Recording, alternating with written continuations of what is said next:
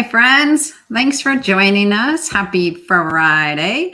Well, it's actually Monday, but we are pre-recording this broadcast because we have some friends and speakers, special guests coming into town this weekend. So we are recording early so that we can still get this out to you guys on Friday. Yep. Thank you for joining us. You guys know Chris Bassett. He used to join us on this. He's the one who got us into this, and he is still our amazing host. But we'll be picking him up from the airport at our usual broadcasting time. Yep. So we are Nathaniel and Amy White of the Homemade Family, and we are broadcasting this on Insight Now. You can also find it on our website, www.thehomemadefamily.com, on our Facebook pages, and on our YouTube channel, The Homemade Family.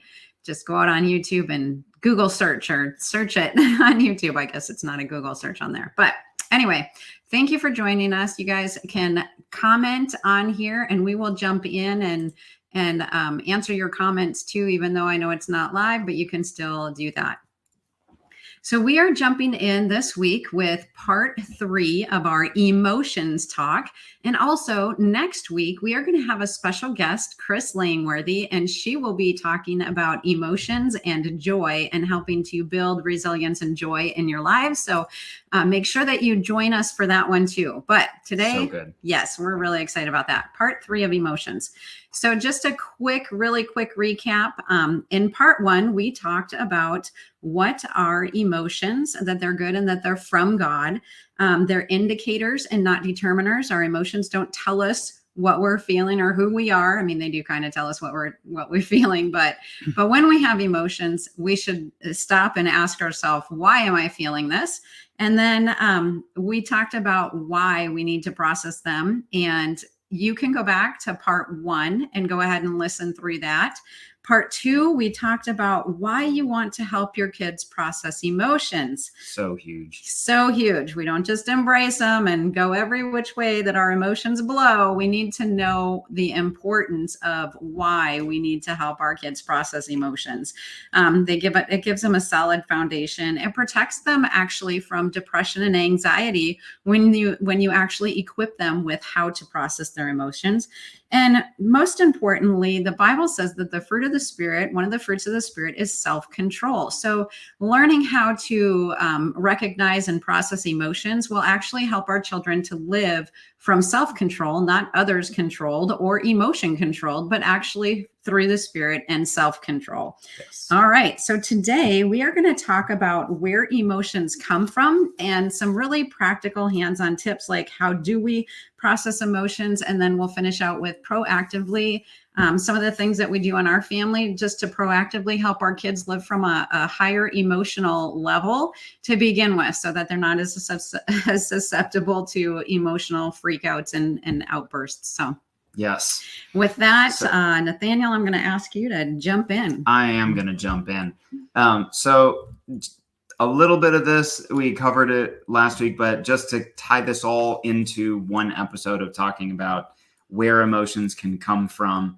And I want to start out just simply by saying we need to know where emotions come from, because where they come from is going to determine how we process them and how we filter them and what we receive from them and all of those kinds of things. Like, God created emotions because he has emotions. He gave us emotions. I'll say it that way. He created us as emotional beings because he is an emotional being. And it's not a bad thing for him to have emotions. It's a good thing. And it's also a good thing for us to have emotions. So we want to gain the benefit from our emotions that God intends them to give us. But in order to get to that benefit, we need to know how to process them, which means we need to know where are they coming from. So there are basically 4 different sources, main sources of emotions. There are physical sources. There are what we're calling intensifying sources. There are spiritual sources. And then the obvious last one is just, hey, your regular emotions. But these are important distinctions to make, because if you don't understand that there are other sources of emotions, then you just think all emotions that you feel are your emotions. And that just isn't true. And that's going to become obvious as we talk through this. So first of all, there are physical causes of emotions, and there are a lot of them. We talked through, I think, all of these last week, but hormones, like everybody's got hormones, but there are certain times of month or life that hormones are way intensified, like puberty or pregnancy or PMS. All those start with P. I don't know why. But any of those periods are times when hormones are way, or where emotions can become very exaggerated and even sourced out of those hormones. They can cause you to feel certain things that otherwise you wouldn't feel. And so it's important to be able to just grab onto that, pump the brakes a little bit, be like, okay, I don't know why I'm feeling this so intensely, but I realize that it's probably not the 100% truth that I want to be living from.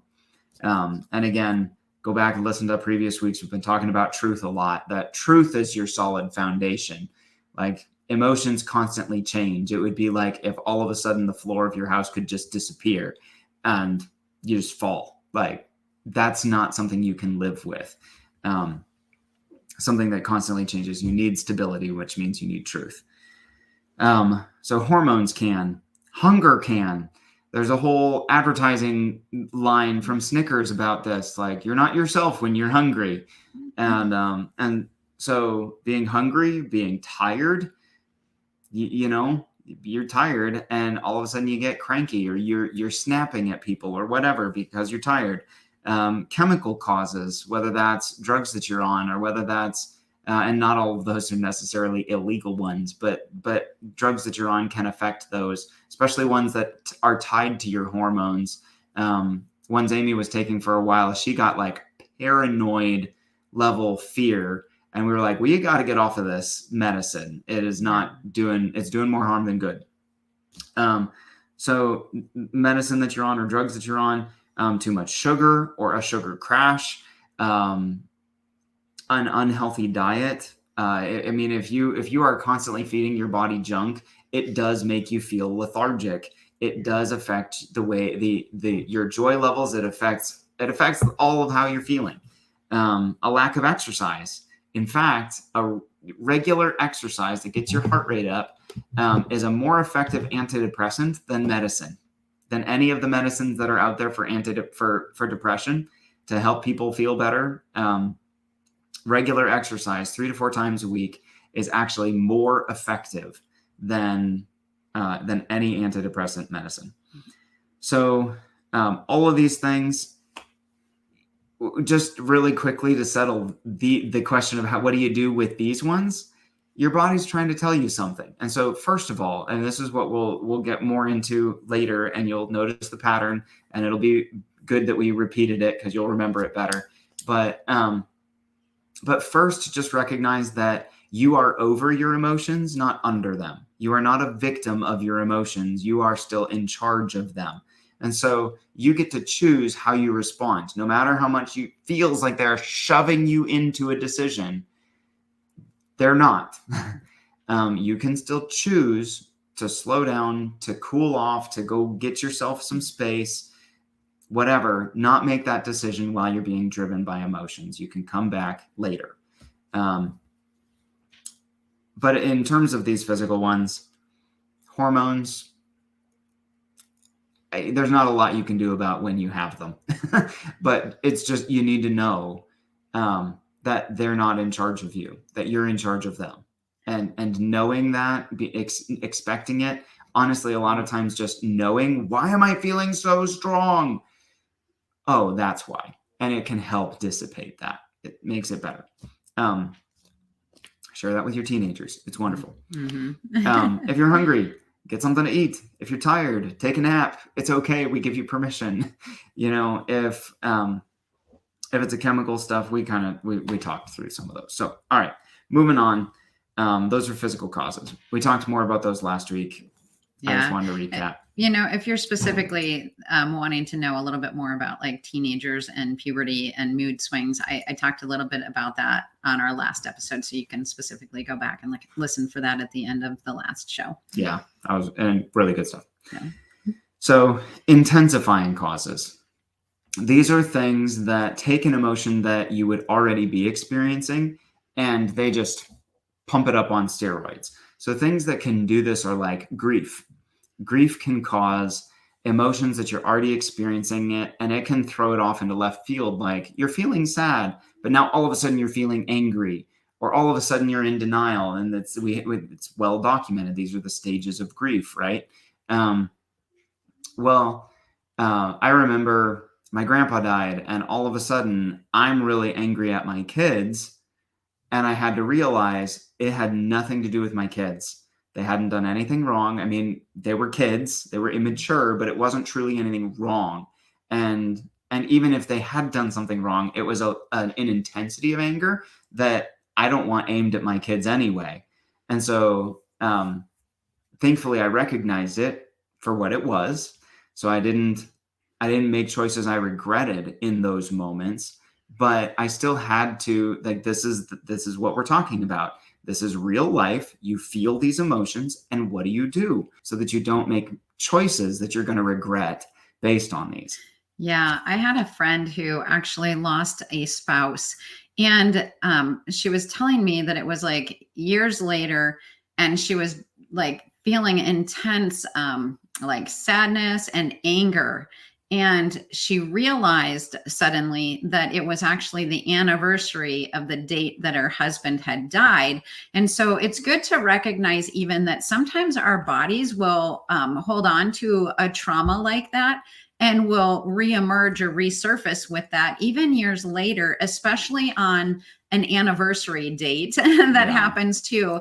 And or when something comes up that triggers a memory, it's the song that you dance to at your wedding or whatever, those. I mean, so for you or your children, if you know that they had this traumatic emotional thing, and then all of a sudden, it's a year later or 2 years later about the time that happened, and all of a sudden they're starting to have these overreactions, then it's good to sit down and process that. And, we keep saying like, the reason that we want to recognize where our emotions come from is because when we recognize it, like, it's not an excuse that says, oh, I get to act like this because I'm having my period or because I'm going through puberty.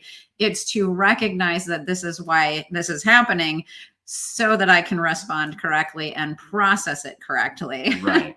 Because, and we'll get more into this in one of the intensifying causes here in just a second, but if what we're feeling, if we recognize, oh, this is an over intense emotional feeling based mostly in hormones, then what that means is it's not fully based in reality.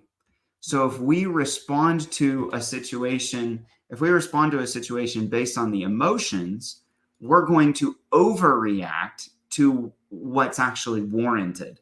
And that's where we're going to cause damage. We're going to cause, we're going to run from situations that aren't actually dangerous. We're going to be traumatized by situations that aren't actually harmful or hurtful.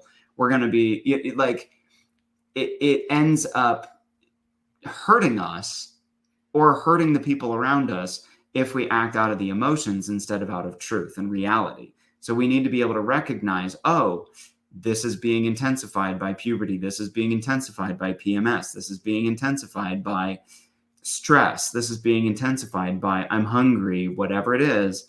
And I need to look for where is the level of emotion that actually fits the situation, that's actually warranted and justified. Mm-hmm.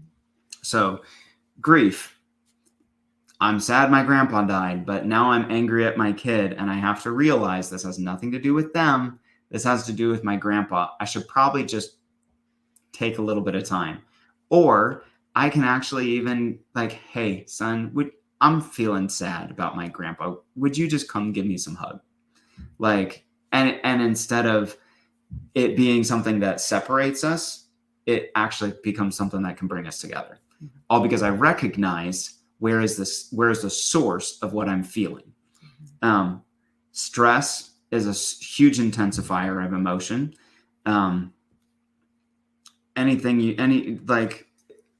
Ask anybody on decision making. Don't make decisions under stress. If possible, don't make decisions under stress. Or if you are under stress, go get counsel from the people who aren't as affected by that situation and get a fairly wide band of advice and counsel so that you have something that's not influenced by the overabundance of emotions, and it's more of the normal level, like, no, you're going to be okay. You're going to make it through this. This is going to be fine. We did this with our parents a few years ago. We're like, we're hurting financially. We don't know how we're making our house payment. We think we should sell our house. And we actually had meetings with both our parents separate from each other. They didn't know what counsel the other set gave us. And they both said, no, you're going to be fine. Don't sell your house. Yeah, we pulled in wise counsel because the stress was too much for us to make a clear decision outside of the emotions of what was going on in that period. Yeah. I want to say another just quick story about stress too. One, stress from the parent level, and two, stress from the kid level. Yeah. You know, as parents, we've been, honestly, Nathaniel and I have been in a really busy season, not all bad busy, really great busy, but it's adding measures of stress. And just this weekend, Nathaniel had a couple places where, hopefully it's okay for me to say this, like where he answered, you know, like he started to notice his answers were having a sharper edge to them. Yeah. It's not like he was being mean or anything, but it was like, wow, you know, typically I realize I wouldn't have answered with that kind of a tone, but I am. And that was the indicator, like, wait, something else is going on. Oh, we are under a lot of stress. And I'm realizing that it's beginning to affect how I respond to my kids, that things that normally wouldn't affect us, you know? And so this is good. Yeah. Like, oh, here's an indicator. Here's an indicator. Yeah. So what do we do? What adjustments do we make in our life? You know? The other thing is one of our, you know, our daughter was working on her project for coming of age, and it was a lot of work on top of her schoolwork and on top of babysitting and on top of, and she was beginning to break down and either cry or feel paralyzed and not able to do anything. And again, we just were able to come alongside and say, hey, I noticed that you're not acting the way that you normally act. And normally you can handle these things, but like, what's going on? And when we were able to talk through and process, like, oh, I'm feeling all this stress, and that's why I'm so emotional right now. Yeah. It helped to, like, okay, these are things that are a little bit out of the norm. Like, let's figure out why. Oh, it's a stress thing. Okay, then now we can work on the real problem and move from truth and make some wise decisions instead of just emotional decisions. Right. Well, and even just, have you ever been in an emotional place and you're like, what in the world is wrong with me? And you genuinely feel like something is wrong with you. Yeah. But if you can identify, oh, you know what? We've just been extremely busy, and I think it's finally just starting to wear on me, and I'm feeling stressed. And you realize this is all it is. Oh, there's nothing wrong with me. I just need some rest. Yeah. You know, or I need some help, or I need whatever it is. And then you have something positive you go pursue. It's just like, oh, I'm just hungry. Well, okay, go eat something. Probably not a Snickers. No offense, Snickers company, but that may or may not be the best choice if you're hangry. But yeah. Anyway, if you can find what you actually need, then you can help fix that. So the next one that I'm going to mention, that's an intensifying cause. I'm going to say this. I think this deserves almost its own category within this, and it partly bridges intensifying causes and spiritual causes, but it's just simply fear. Fear on its own causes all kinds of reactions. Sometimes it makes people angry. Sometimes it makes them snappy. Sometimes it makes them lie. Sometimes it makes, it's like, and so there's so many different presenting things on the outside, and you're like, why is this going on? It's, oh, actually, I'm afraid, or they're afraid of something. And then you can start getting at, okay, well, what truth is going to displace the fear, or what I mean, what Scripture tells us is that perfect love casts out fear. And so, so somewhere there's an insecurity about how loved they are, or how loved we are. And what's needed then is embracing a truth of how loved we actually are. So we do this with our kids. They had a bad dream. They're feeling something scary in their room. The first thing we come with is our love, and we hold them close. We cuddle them. We hug them.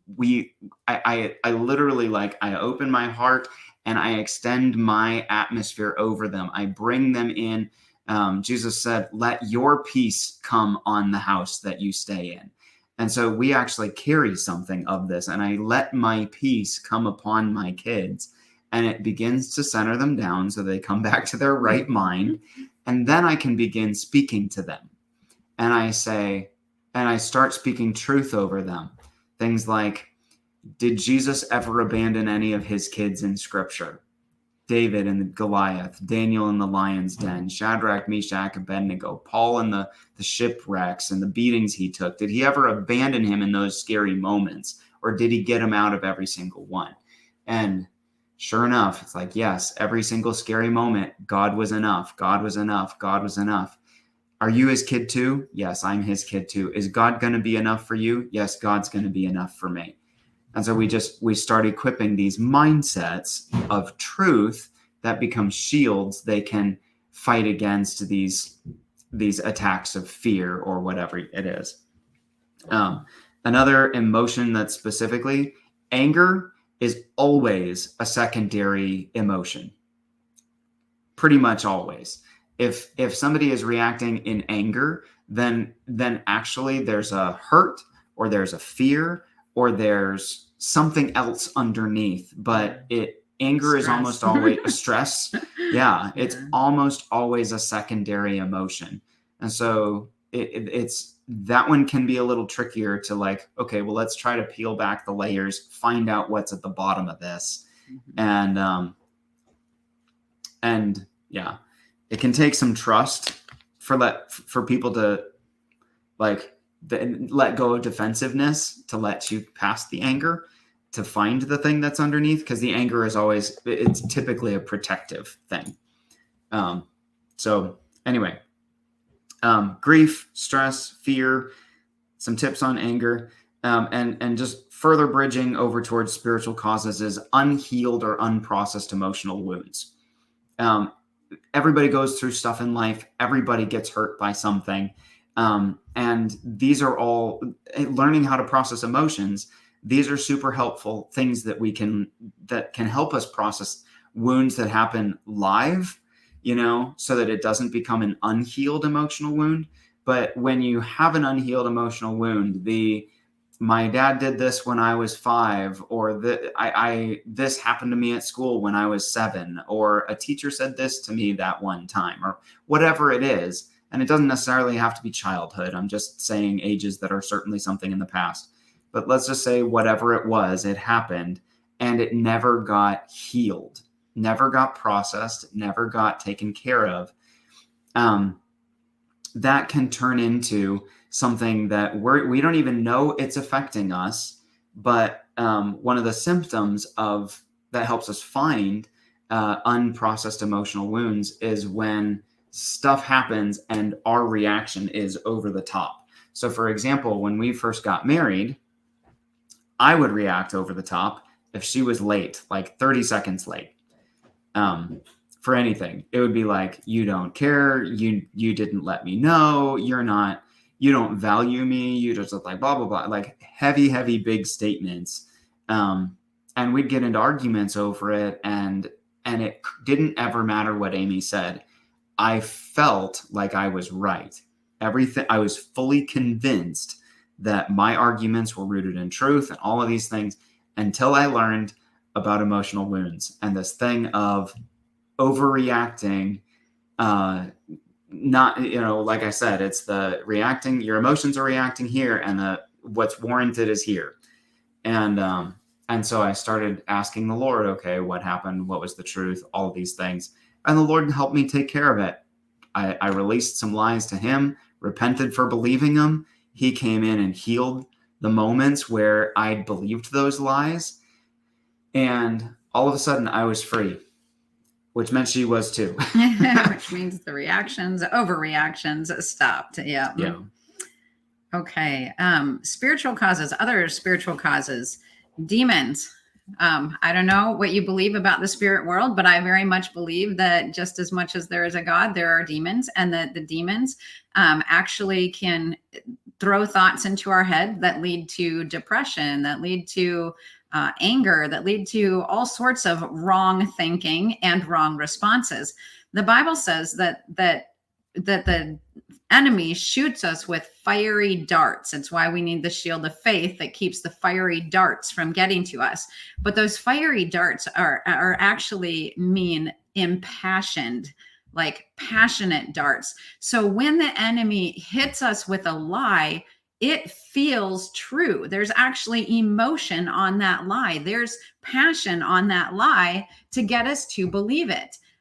Fear is a very strong factor. I don't know how many of you, I'm sure all of us at some point have had a bad dream and we wake up and we feel fear. This is a passionate dart from the enemy. So when we realize that there are demons that are influencing our thoughts, that are throwing lies at us, this is especially helpful to begin to discern what it's like when a demon comes and attacks us. And this is a huge one in learning how to discern because of how we deal with it, because we never, ever, ever want to entertain the thoughts from the demons. And the best way to determine that is to stop, again, ask, what am I feeling? Why am I feeling this? And what is truth? Yeah. Because you will know that when the Lord speaks to you, it brings peace. It brings joy. It brings conviction, not condemnation, not Right. shame. If you're feeling things like shame, fear, anxiety, anger, depression, sadness, woe is me, rejection, all of those things are immediate, like, nope, this is actually an impassioned and fiery dart of the enemy that has come against me instead of a real emotion. These are indicators that this is a demon. This isn't a real emotion. Yes. What do you want to add to that? I think that was really, really good. I mean, everything that Amy said there, for real, this is exactly what happens. And I think another way that you can help you recognize when it's not you, when it's truly something completely outside of you. It's not a physical cause. It's not an intensifying cause that starts with something inside of you. This is something completely outside of you, and you can recognize it by having a general understanding and sense of what your normal is. Yes. And all that applies to all the rest of what we're going to say too. Discerning demonic stuff like, oh, I've been having a great day. All of a sudden, I'm in a really bad mood. Or, hey, I'm a completely faithful person, but all of a sudden, I feel incredibly attracted to that person. Or whatever. Like, these are things that people actually experience, and we need to know this is not your emotions. Like, you need to be able to know, no, I am a faithful person. I am a faithful person. I've lived faithfully. This isn't actually me, and I reject it. Because what happens otherwise is you begin to own it because it feels like your emotions, and you think it's your emotions. And so you begin to question, well, maybe that actually is me. And now all of a sudden that can get a hook in you and begin to pull your behavior to match the emotion. Yep. Yeah. Things like lusts and passions and same-sex attractions, all of those are demonic influences. Yeah.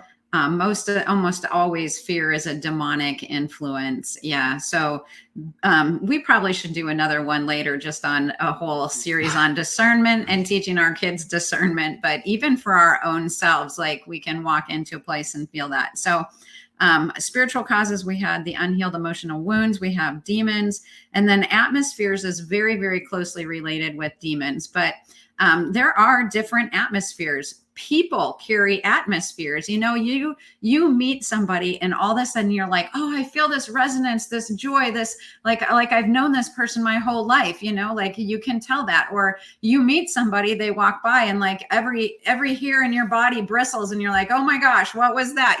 Like people carry different atmospheres. Our homes carry different atmospheres. You can go into different stores that carry different atmospheres where one feels peaceful, but one feels chaotic. Go to the mall. Go to the mall. Yeah. I was going to say go to a mall if you can find one that still has stores in it, and go store to store.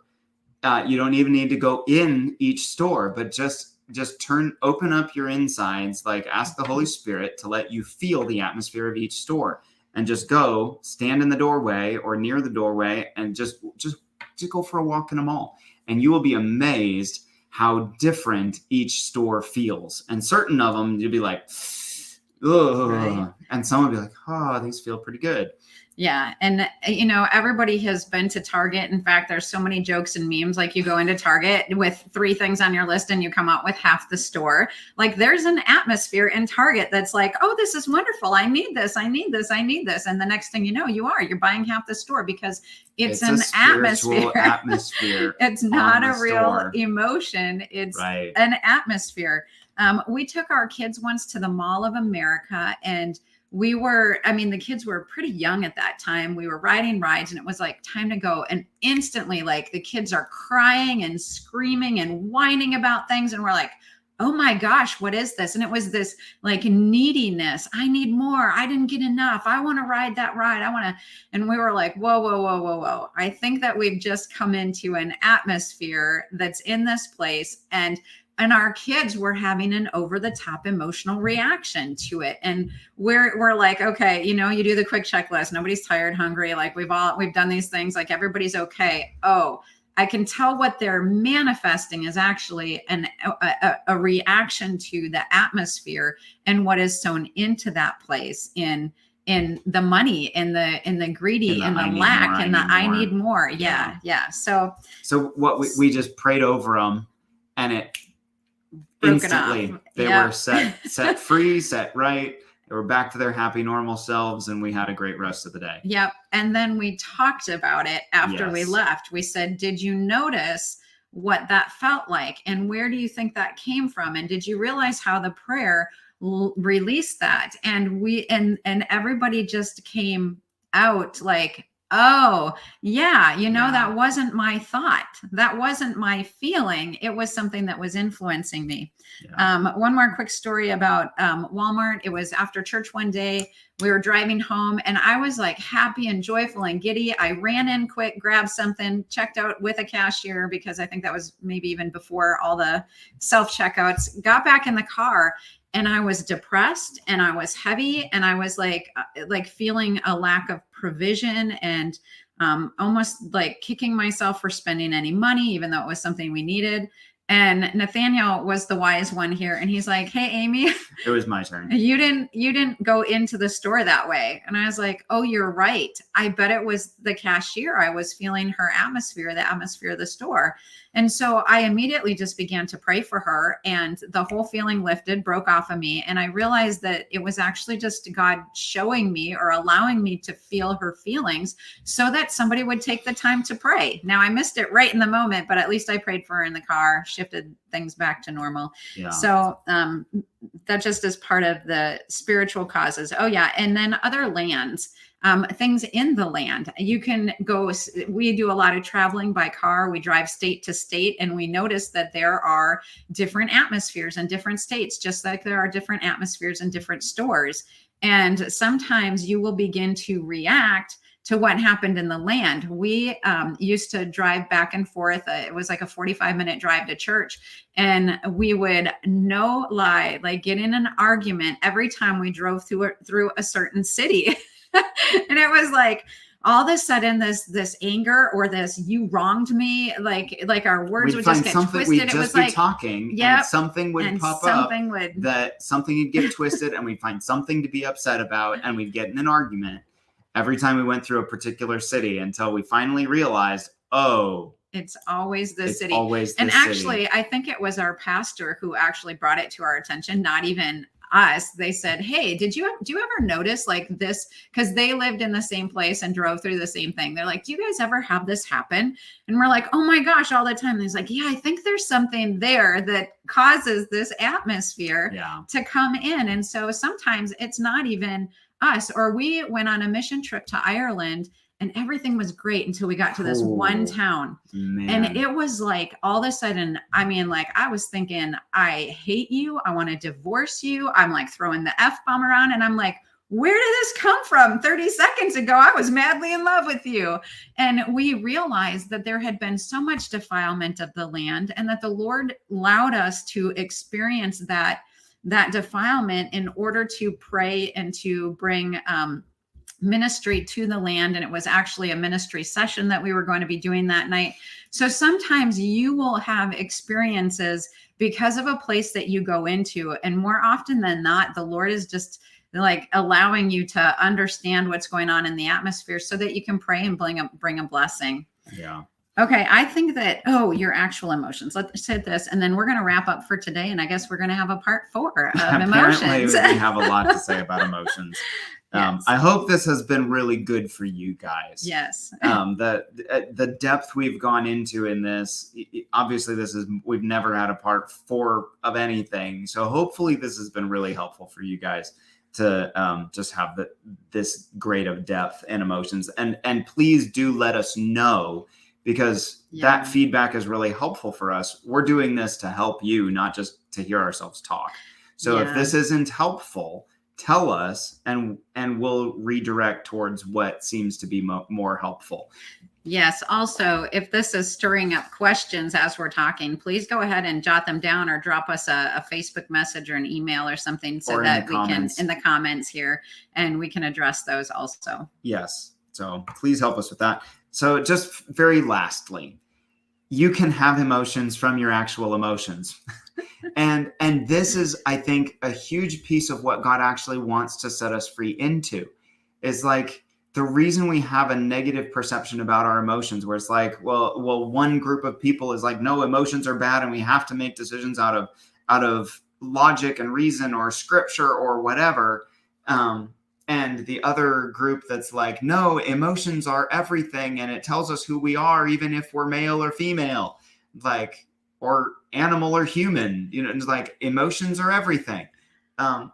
Well, what if the truth is actually kind of in the middle there somewhere, like, no, it doesn't tell us truth. They're indicators, not determiners, but they are healthy when they are set free.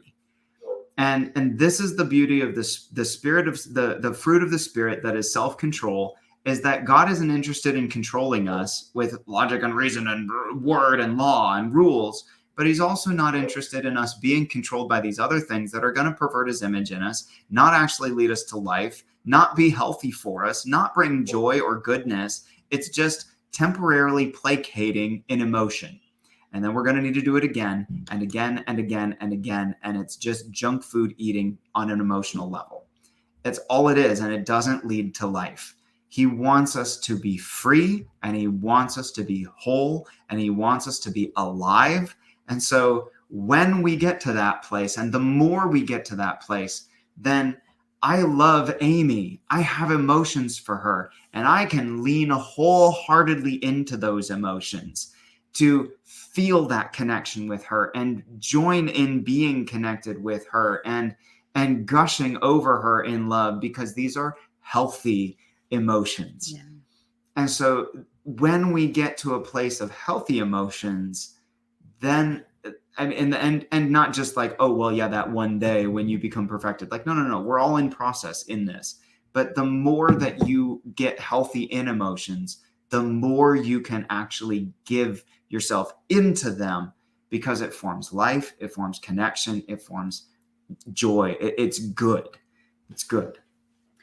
Right. And that's a wrap for today. Thank you again for joining us. Again, remember, next week we are going to have a special guest, Chris Langworthy. She is a life coach, public speaker, and we're going to be talking about joy and resilience and mama of 6. And she's a mom of 6. So great parenting talk from her coming up next week. Again, feel free to like, share, comment, and ask questions, and we'll get back to you. And then we will be finishing this up, part 4, in 2 weeks. All right. God bless you. Bye-bye.